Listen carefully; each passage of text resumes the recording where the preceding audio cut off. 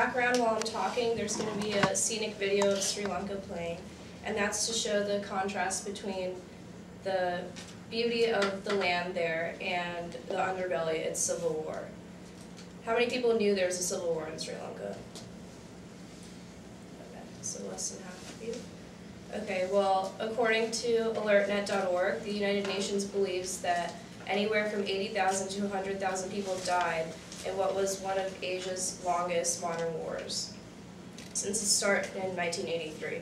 So really, ever since I've been going back to Sri Lanka, I've only seen the war side of it. I've never seen peaceful Sri Lanka for my whole life. But from the visuals provided, you wouldn't really believe that a country so beautiful and serene would be battling internal terrorism and a civil war for the past 25 years. So I'm going to talk about the two sides of the war, the roots of the problem, what they're fighting for, war tactics, and then the outcome. So the Civil War is between two groups, the Sinhalese majority and the Tamil minority. They're different because Sinhalese people speak Sinhala, they're Buddhist usually, and they're, again, the majority. And Tamils are a minority, they make up less than 10% now, I would say, and they speak Tamil, and they're usually Hindu or Christian. So it's really an ethnic difference, not a religious one or anything like that.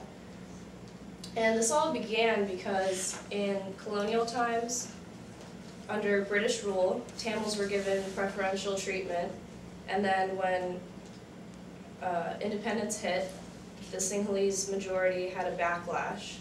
So they wanted to regain their dominance, and they did this in a nationalistic way, and they took over the government. And then the Tamils were at a disadvantage, so they were really underrepresented in government.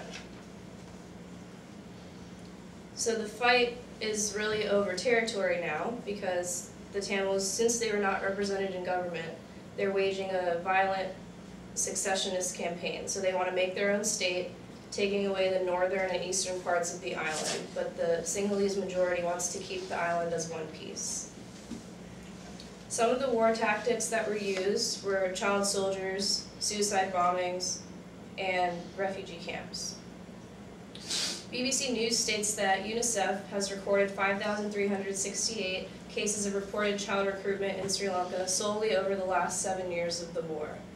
The way it works is the children are gathered up by the Tamil Tigers from their homes or refugee camps. They're then taken away to remote jungles, they're brainwashed, and then trained to be used as human bombs.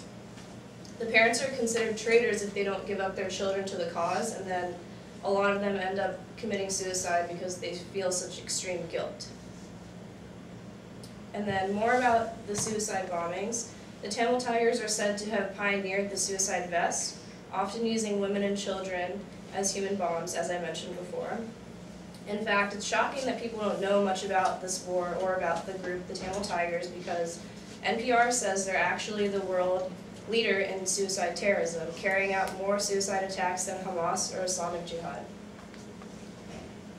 To solve this problem, the government has established refugee camps, but this too poses a classic catch-22. The government sees the Tamil civilians as potential terrorists, so they don't want them living within any communities. But the poor conditions of the camps make it a breeding ground for terrorists. If you can just imagine a third world version of the Japanese internment camps in the US. And then comes the outcome of the war.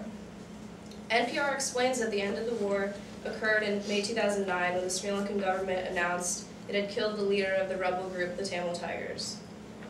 From January to May 2009, the Sri Lanka army trapped the enemy into a small strip of land, and tons of people died.